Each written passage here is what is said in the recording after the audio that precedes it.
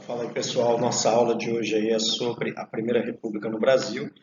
Essa Primeira República no Brasil é um período que vai de 1889 com a proclamação da República e vai até o ano de 1930 com o golpe do Getúlio Vargas. Então é isso aí que a gente vai ver agora.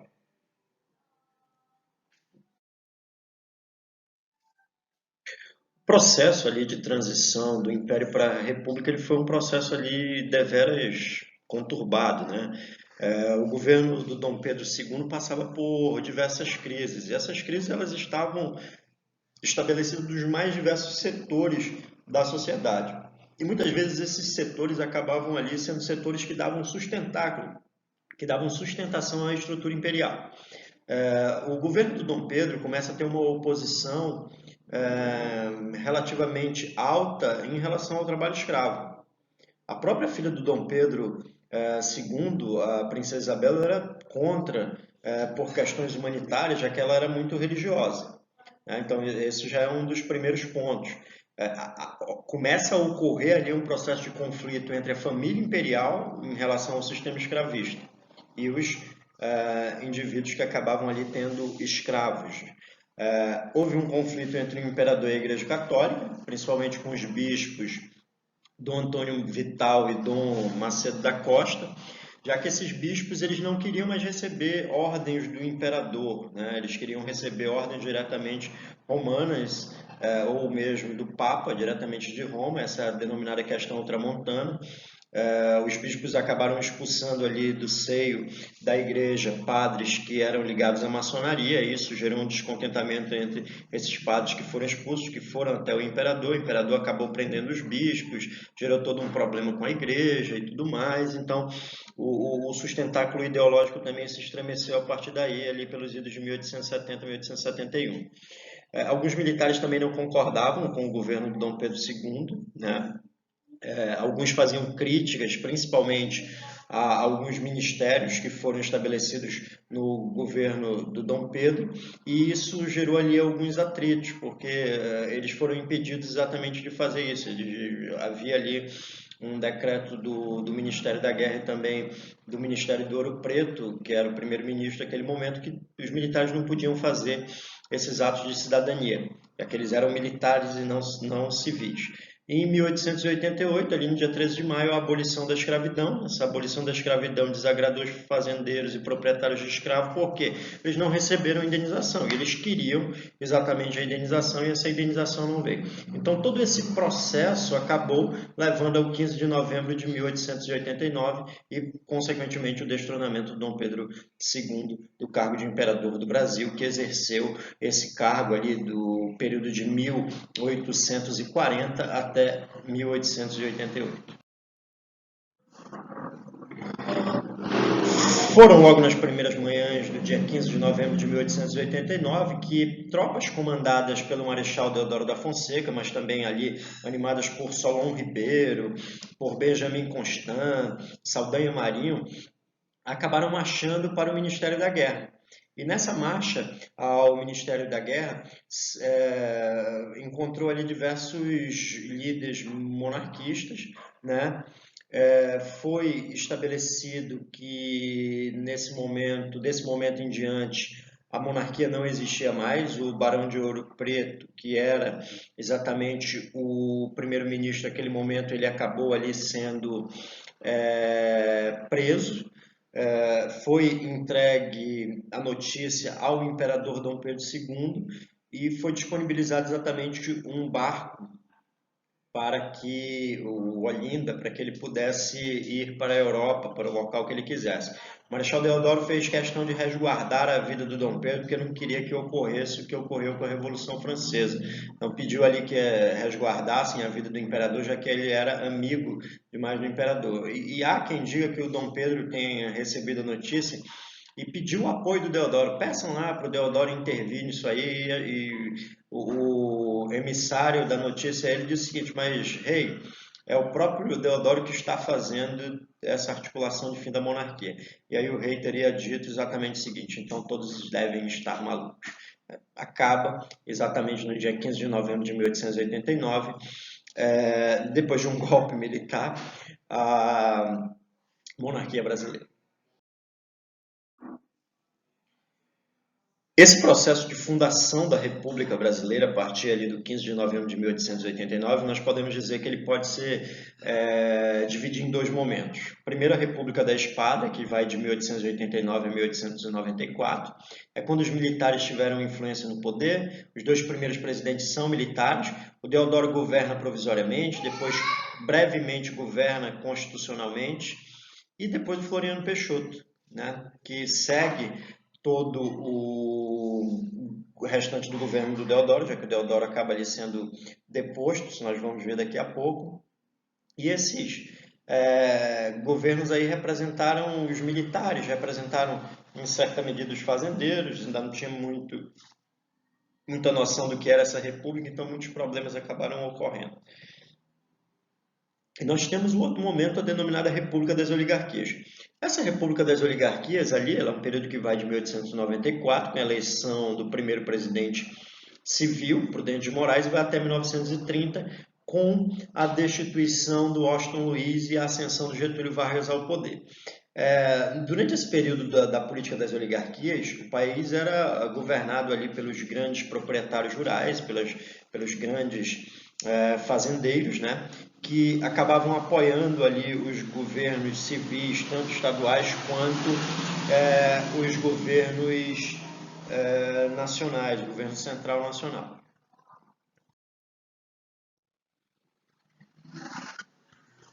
Então a gente vai falar aqui de alguns momentos ali dessa República da Espada.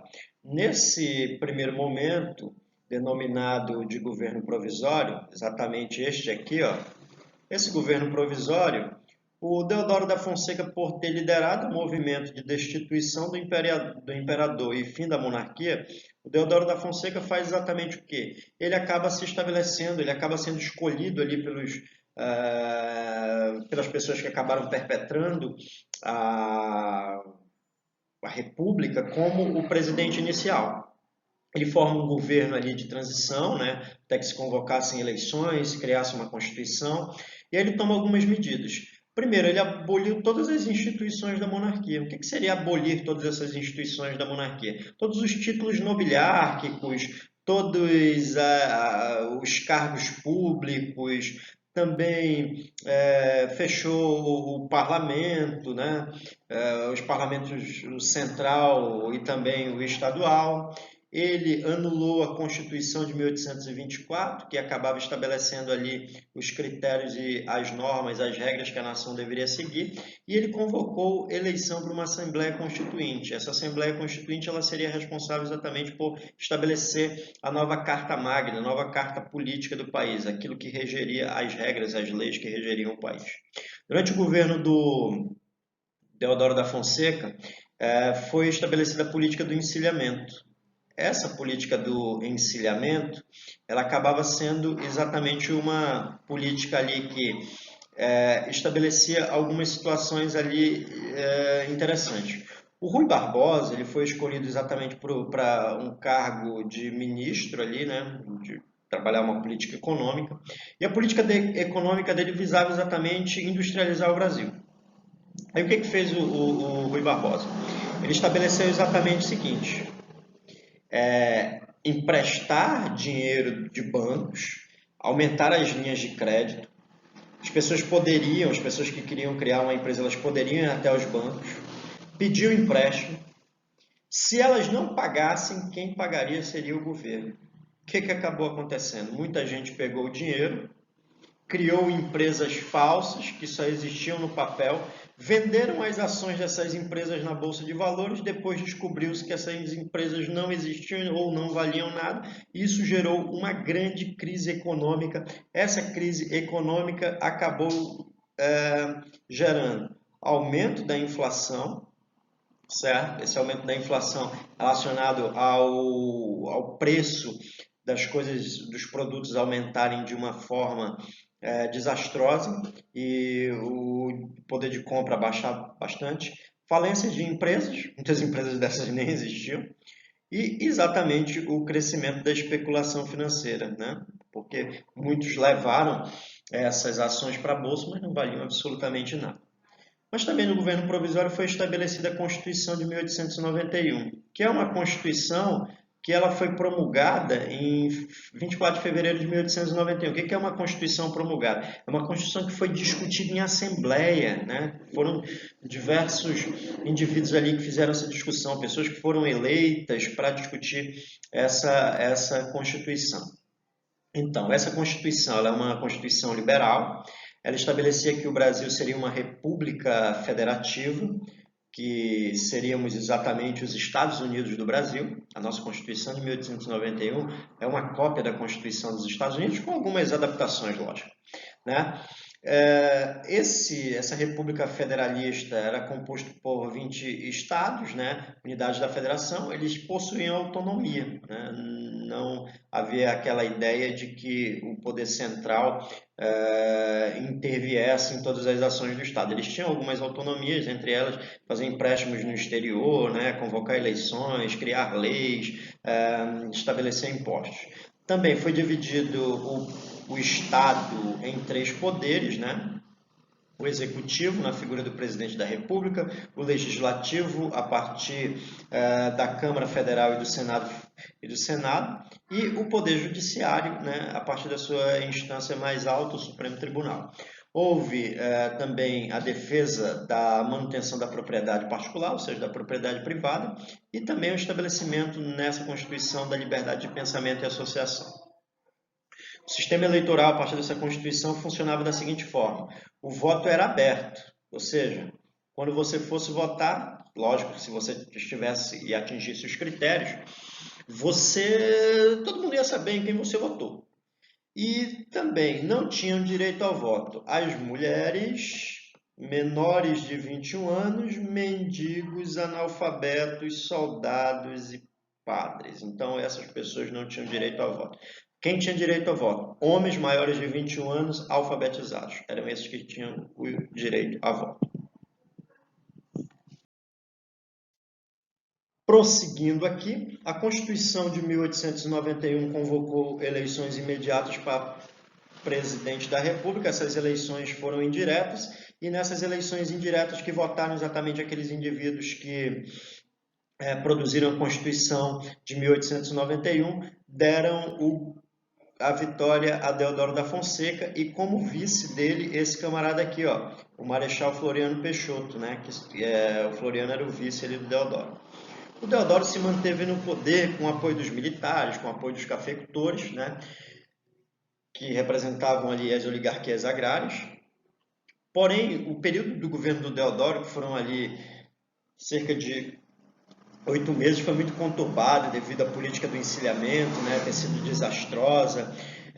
A crise econômica era grande, militares deixaram de apoiá-lo, governos estaduais também, aliás, governos estaduais o apoiaram, mas porque tinham ali o interesse em se manter no poder.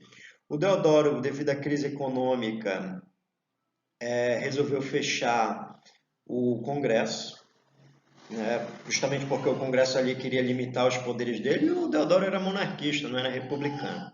Então, o Deodoro ele acabou ali desrespeitando a Constituição. Nessa de desrespeitar a Constituição, ele acabou tendo que renunciar no dia 23 de novembro de 1891. Mas ele renuncia no dia 23 de novembro de 1891, porque o almirante Custódio de Mello ameaça bombardear a cidade do Rio de Janeiro caso ele não saísse do poder. Então, o Deodoro não queria ali uma guerra civil, então ele acaba deixando o cargo. Assume no lugar dele o Floriano Peixoto, que vai governar de 1891 a 1894. De acordo com a Constituição, o Floriano ele não poderia ficar no poder até esse período. Ele tinha que convocar eleições, porque a Constituição era clara. Se o presidente não completasse 2 anos de mandato, teriam que ser convocadas novas eleições. O Floriano fez isso? Fez nada. Ele reabriu o parlamento, foi contra a Constituição, destituindo os governadores que tinham sido eleitos porque eles tinham apoiado o Deodoro, né? Ele não convoca eleições, ele acaba ali, nos próprios governadores que ele destituiu, o Floriano faz o seguinte: ele nomeia pessoas da confiança dele. O governo dele foi marcado por diversas revoltas também. Por exemplo, a revolta da Armada, a segunda revolta da Armada. O mesmo Custódio de Mello, que já tinha promovido a renúncia do Deodoro, novamente ameaça o bombardeio da cidade do Rio de Janeiro com os navios da Marinha. O que o Floriano fez? Ele comprou uma marinha dos Estados Unidos para guerrear aí contra o Custódio de Mello. E essa revolta da Armada ela acabou se juntando com a Revolução Federalista no Rio Grande do Sul. Essa Revolução Federalista ocorreu porque o grupo os grupos federalistas do Rio Grande do Sul queriam uma maior autonomia do Estado em relação ao poder central, né? O Deodoro acabou apoiando ali o Partido Republicano, perdão, o Floriano acabou apoiando o Partido Republicano. Essa guerra ali ela durou até 1894, 1895. Mas ao mesmo tempo que houve essas revoltas, ele também adotou medidas populares, como ele reduziu o preço dos aluguéis, redução de impostos sobre a carne, construção de casas populares. Isso ficou conhecido exatamente como jacobinismo florianista, né? Ele também governou de forma marcada pelo seu nacionalismo extremado e ele adotou algumas medidas econômicas protecionistas, justamente para proteger a indústria brasileira, ou seja, cobrando impostos mais elevados ali dos outros países. O Floriano ele ficou conhecido como Marechal de Ferro porque ele era muito violento na repressão aos movimentos que eram contrários a ele, tá? E tanto é que a cidade de Desterro ele mandou fuzilar diversos inimigos dele e a cidade acabou homenageando ali o nome de Florianópolis. O Floriano ele acaba saindo do governo em 1894, assume a presidência o primeiro civil Prudente de Moraes. O Floriano foi convidado para entregar a faixa ao Prudente de Moraes e o Floriano disse o seguinte, que ele preferia cuidar das rosas que eram mais importantes a ele. A partir do governo do Prudente de Moraes, nós temos exatamente a República das Oligarquias. E o que seria uma oligarquia? Um governo de poucos, né? E essas oligarquias eram as oligarquias dos grandes proprietários rurais, né? Durante esse período, houve a denominada República do Café com Leite, nós vamos evidenciar isso logo mais. Houve acordos e alianças entre os governadores e o presidente da República, essa política estabelecida pelo Campos Salles, e a prática do coronelismo. Então, isso a gente vai ver agora. Então, a República do Café com Leite, o que foi isso? Foi um acordo firmado entre os dois maiores partidos políticos da época, o PRP, Partido Republicano Paulista, e o PRM, Partido Republicano Mineiro. Ficava da seguinte forma, que São Paulo e Minas Gerais iriam se revezar no cargo de presidência da República, enquanto as outras oligarquias, Pernambuco, Rio de Janeiro, Bahia, Rio Grande do Sul, ficariam com o controle do executivo, né? do legislativo, perdão. Essa situação de política café com leite só ocorreu por quê?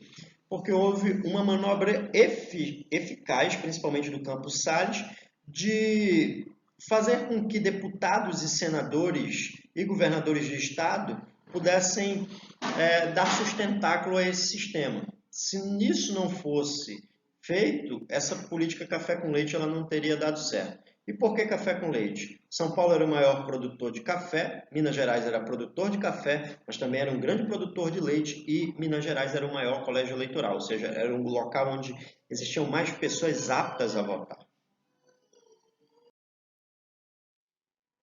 Podemos entender que durante essa república oligárquica houve também algumas situações aí de bastante importância para que aquela ideia coronelística ela pudesse acontecer, ou seja, os mandos dos coronéis. O interior do Nordeste havia uma superexploração enorme dos trabalhadores, a miséria e a fome eram a realidade dos sertanejos, ou seja, as pessoas pobres do Nordeste. Havia uma absoluta obediência ao chefe da localidade, o chefe do município, aquele grande fazendeiro, aquele que orientava todas as questões relacionadas à política local, que se materializava na figura do coronel. A saúde durante esse período da República Oligárquica era uma questão muito séria, pois os centros urbanos eram sujos, sem saneamento básico, dali se proliferavam diversas doenças como varíola, peste bubônica, febre amarela, né, diversas doenças que mataram muitas pessoas durante esse período. E o trabalho também era uma questão delicada, né? Que foi durante esse período que se desenvolveram as classes médias, as classes urbanas, fazendo até uma grande greve ali em 1917, né? Por redução de jornada de trabalho, por melhores condições de vida, por também melhoria nos salários, né? Pouco foram atendidas essas reivindicações da grande greve geral de 1917. Então, o resumo, basicamente, desse processo é exatamente esse aqui, ó.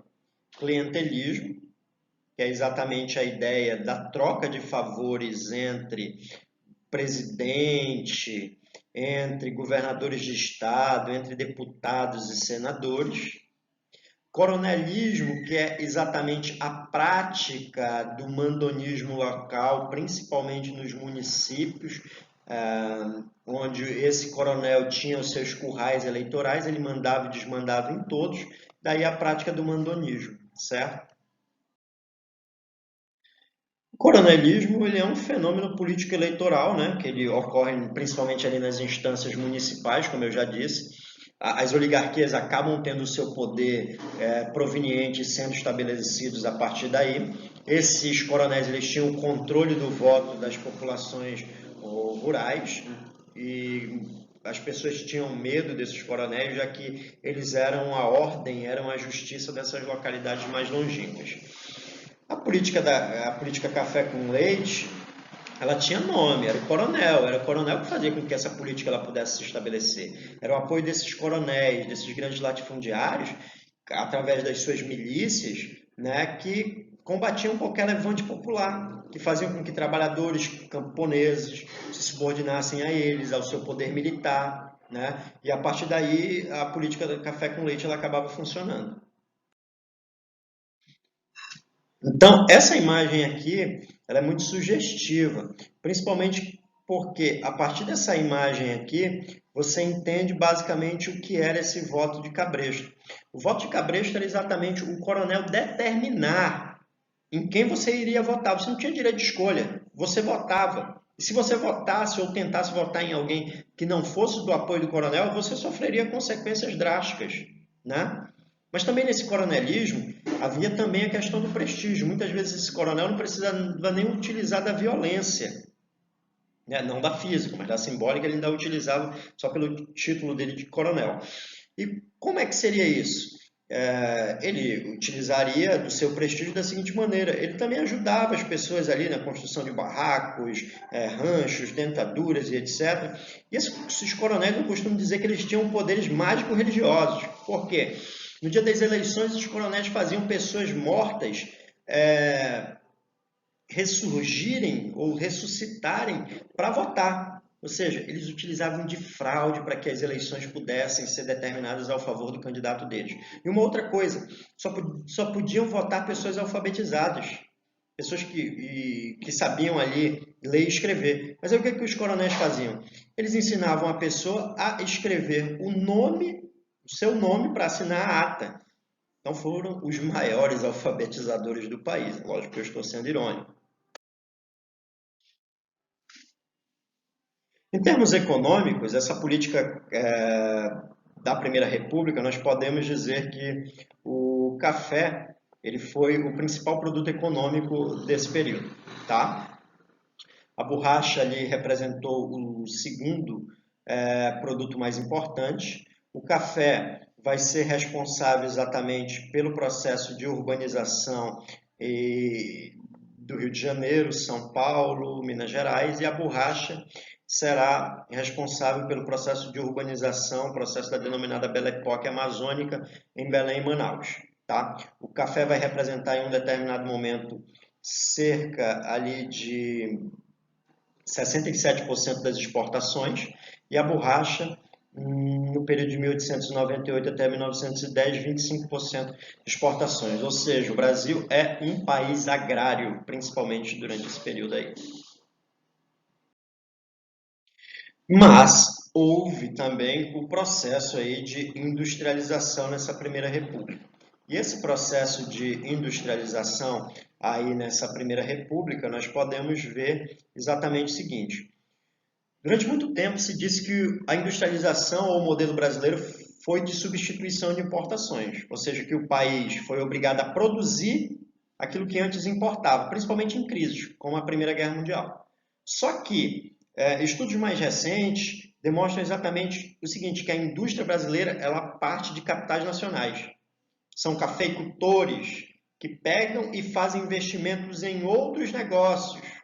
E a partir desses investimentos em outros negócios, começam a surgir a indústria nacional, que inicialmente é uma indústria ali de bens de primeira necessidade, alimentos, roupas, né? E só vai se tornar uma indústria de base no período do governo do Getúlio Vargas e também no período dos governos desenvolvimentistas a partir da década de 50. Essas empresas elas acabavam ficando concentradas no Distrito Federal, capital do Brasil à época, Rio de Janeiro, e em São Paulo, ok? Devido aos mandos e desmandos políticos, houve diversas revoltas durante o período da denominada República Velha. Uma dessas revoltas foi exatamente a Guerra dos Canudos, que ocorreu entre 1896 e 1897. Essa Guerra dos Canudos aconteceu entre os sertanejos de Canudos, né, contra o Exército Brasileiro. Esses indivíduos estavam organizados em um arraial chamado Belo Monte, né, na região de Canudos, e o seu líder exatamente Antônio Conselheiro, que era um beato, ou seja, era um religioso local que se instala na região a partir de 1893. Ele participou de diversos protestos contra o aumento de impostos, né, que tinham acontecido desde a proclamação da República. E ele acabou pregando ali uma ideia de comunidade, onde todos os indivíduos que ali vivessem, eles pudessem ter um pedaço de terra para plantar, viver comunitariamente, ajudar-se mutuamente, né? A partir dessa ideia do conselheiro, começou a faltar braços, trabalhadores nas fazendas dos grandes coronéis da Bahia. E nesse processo, esses coronéis tentaram inicialmente ir contra o Arraial de Canudos. Nesse processo de ir contra o Arraial de Canudos, esses coronéis acabaram sendo derrotados. A partir daí, eles pediram ajuda do governo central, que a partir de abril de 1897 mandou uma tropa com cerca de 6.500 soldados, incluindo oficiais equipados com os armamentos mais modernos da época, incluindo até canhões. Canudos acabou sendo arrasada, dizimada, massacrada, né? Queimaram, dinamitaram, degolaram os prisioneiros. E um livro que pode ser bastante elucidativo para se entender a Guerra de Canudos é exatamente Os Sertões de Euclides da Cunha. Houve também, durante essa Primeira República, a denominada Guerra do Contestado. Essa Guerra do Contestado ela ocorreu ali entre 1912 e 1916. Havia uma área, que era uma área de litígio, uma área de disputa entre Santa Catarina e Paraná. Essa área estava em disputa, começou essa disputa entre 1912 e 1916. Assim como ocorreu com Canudos, um grupo de sertanejos pobres, ouvindo um discurso de um religioso chamado José Maria, começaram a se estabelecer na área disputada. A partir daí, o governo federal, vendo que não tinha como conciliar as ideias de catarinenses e paranaenses, resolveu entregar essa área a Percival Farquhar, que era um magnata inglês, né, que era conhecido pela construção da ferrovia Madeira-Mamoré. E exatamente era isso que o Farquhar iria fazer. Ia construir uma estrada de ferro ligando São Paulo ao Rio Grande do Sul. Como haviam sertanejos nessa localidade, o que o Farquhar fez? Ele contratou jagunços, ou seja, capangas, para expulsar os camponeses das terras que eles estavam habitando. A partir daí, nós temos uma guerra acirrada, né? Essa guerra ela se estendeu até janeiro de 1916. O José Maria foi morto exatamente nos primeiros momentos ali da guerra. E os sertanejos acreditavam ali que um exército sagrado, liderado pelo José Maria, viria a ajudá-los. Esse exército acabou não ocorrendo. E essa guerra foi responsável pela morte de 10 mil pessoas. Essas comunidades autônomas elas foram destruídas e nas décadas seguintes foi realizado o processo de branqueamento da região. Como assim branqueamento da região? Foram trazidos exatamente colonos europeus, né? Poloneses, holandeses, alemães, italianos e etc.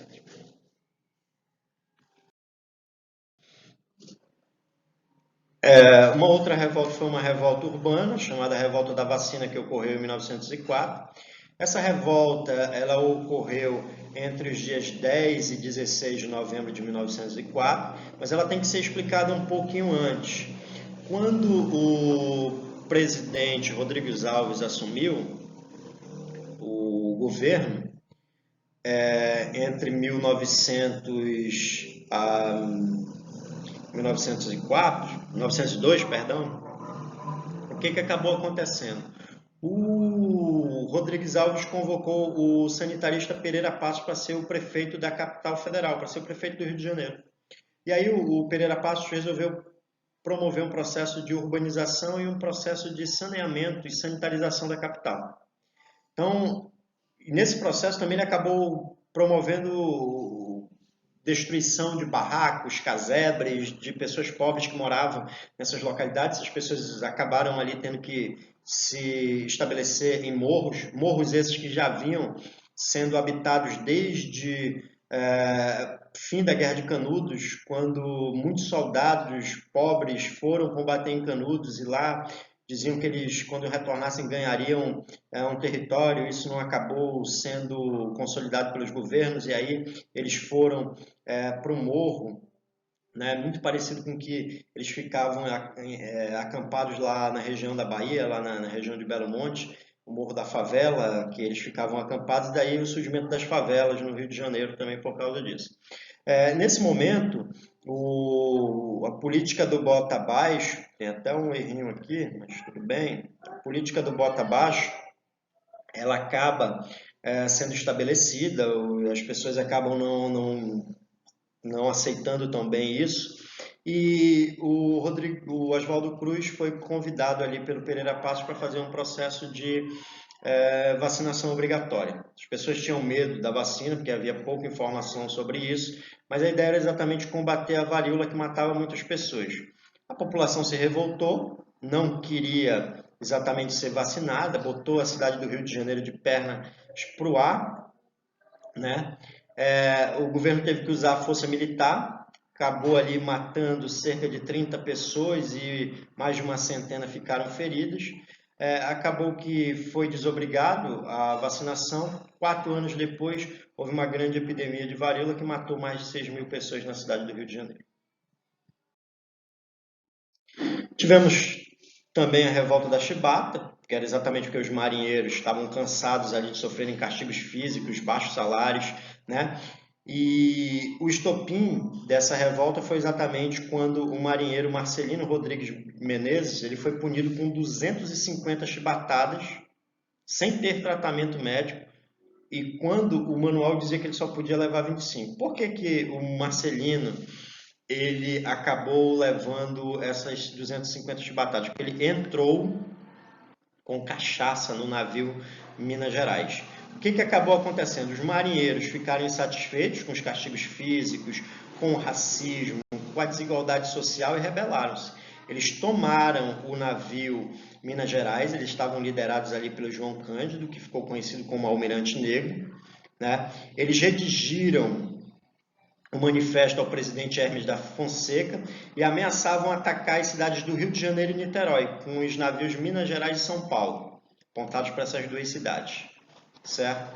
acabou que eles foram reprimidos duramente, muitos foram mandados para outros locais, certo? E a partir daí, muitos também foram dispensados do exército. O João Cândido acabou morrendo ali pelos idos de 1969, 70. Morreu pobre, morreu também pescando no mar, né? Porque ele não tinha nada para sobreviver. Ele passou muito tempo depois da revolta aí da Chibata num hospital de alienados, num hospício. Houve também o levante do Forte de Copacabana. Esse levante ocorreu em 1922, quando alguns militares descontentes ali com o governo de Arthur Bernardes acabaram ali intensificando manifestações. 18 pessoas, 17 civis e 17 militares, perdão, e um civil saíram às ruas do Rio de Janeiro e acabaram ali trocando tiros com o exército. Acabaram que 16 foram mortos e só 2 saíram vivos, o Eduardo Gomes e o Siqueira Campos. O que esses militares eles queriam ali? O que eles reivindicavam? Eles reivindicavam eleições secretas, combatiam a fraude eleitoral, combatiam os mandos e desmandos do poder oligárquico daquele momento. Também tivemos aí uma manifestação importante, o denominado cangaço. Esse cangaço ele ocorreu entre o século XIX e o início do século XX. Tá? Esse cangaço, eles eram exatamente pessoas ali que acabavam, muitas vezes, indo contra o poder dos coronéis, né, nos municípios, atacavam fazendas, atacavam cidades e etc. Também confrontavam com bandos rivais. O principal nome do cangaço foi exatamente Virgulino Ferreira Lampião, junto com a esposa Maria Bonita. Ele acabou sendo assassinado ali em 1938, certo? E com a morte dele o cangaço perdeu a força.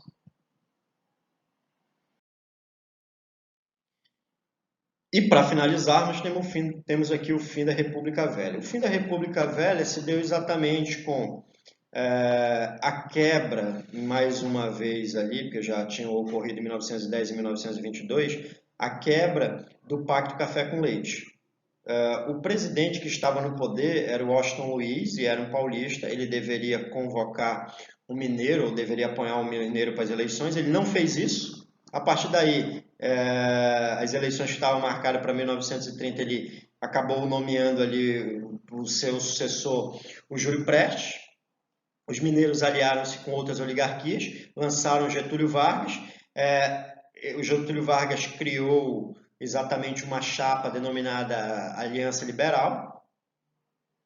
O Getúlio acabou se rebelando quando o vice dele, João Pessoa, acabou sendo assassinado. Foi um crime banal, não tinha nada a ver com política. Mas o Getúlio disse que foi questões eleitorais. E o que acabou acontecendo? O Júlio Prestes venceu a eleição, mas não chegou nem a assumir, porque em outubro de 1930, eles derrubaram o Washington Luiz, a Aliança Liberal derrubou o Washington Luiz com apoio de militares, com apoio do Exército, e no mês seguinte o Getúlio Vargas assumiu como presidente provisório do Brasil, e isso aí iniciava um período em que ele vai governar por 15 anos, de 1930 a 1945, mas isso aí são cenas dos próximos capítulos. Essa foi nossa aula sobre Primeira República no Brasil. Até mais!